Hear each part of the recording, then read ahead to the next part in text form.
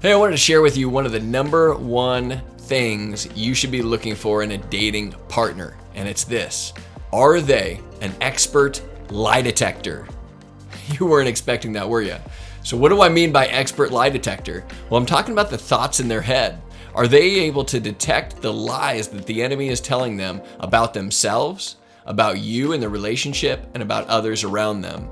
And I'll give you an example of this, is that one of the kind of key wrecking balls in marital relationships are our thoughts, and allowing those to go running rampant by not catching the lies and flipping them and walking in truth. And a couple of key ways of doing that is the terms always and never. That a lot of marital relationships are ruined because people allow themselves to think, well, my partner always does this. They never do that.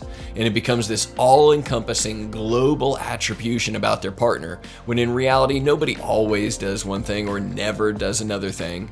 And so they're not catching the lies that are being spoken about their partner in their head. So when it comes to a relationship, you want somebody that can do that can take every thought captive and make it obedient to Christ, so that they can walk by truth and not by lies.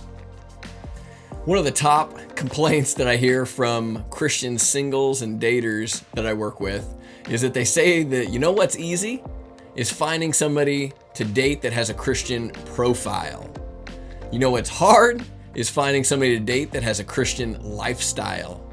Is it the profile is not reflective of the lifestyle? And so that's where you got to be careful. And so your two best friends in this dating scene, in this dating market, is having the right boundaries and the right accountability. What boundaries do you have in place to guard your heart? What accountability do you have with friends or family or mentors to keep you on track?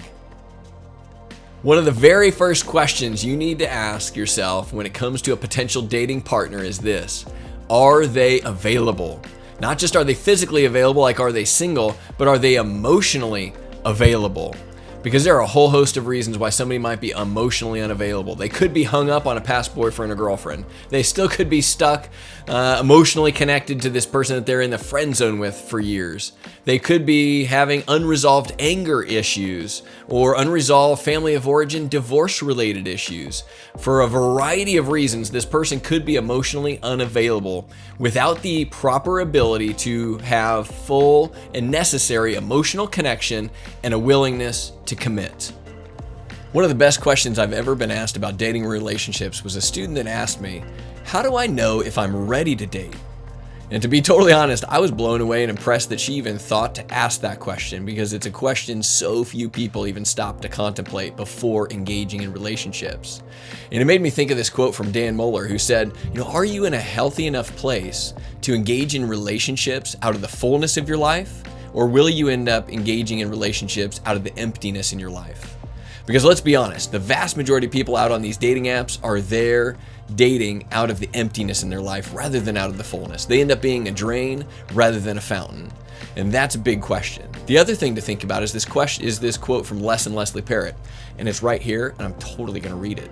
But it says, if you try to find intimacy with another person before achieving a sense of wholeness on your own, all your relationships become an attempt to complete yourself.